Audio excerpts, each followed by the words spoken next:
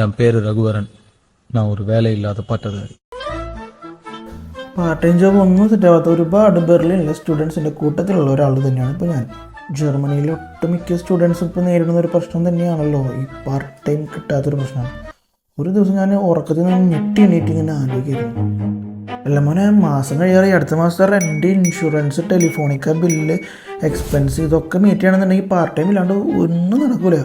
അപ്പം തന്നെ ചങ്ങായിമാർ പറഞ്ഞു ഓൺലൈനിൽ അപ്ലൈ ചെയ്യുക. എല്ലാതും അപ്ലൈ ചെയ്തിട്ട് അവരമ്മമാരൊക്കെ ലിങ്ക്സൊക്കെ തന്നിട്ട് ഞാൻ ഇരുന്നുകൊണ്ട് അപ്ലൈ ചെയ്തു, കിടന്നുകൊണ്ട് അപ്ലൈ ചെയ്തു, ഞാൻ നിന്നുകൊണ്ട് അപ്ലൈ ചെയ്തു, പിന്നെ നടന്നുകൊണ്ട് അപ്ലൈ ചെയ്തു, തല ചൊറിഞ്ഞുകൊണ്ട് അപ്ലൈ ചെയ്തു. അതിന് പുറമെ ഞാൻ തന്നെ കണ്ടുപിടിച്ച് അപ്ലൈ ചെയ്യാൻ വേണ്ടിയിട്ട് കുറച്ച് പൊസിഷൻസ്.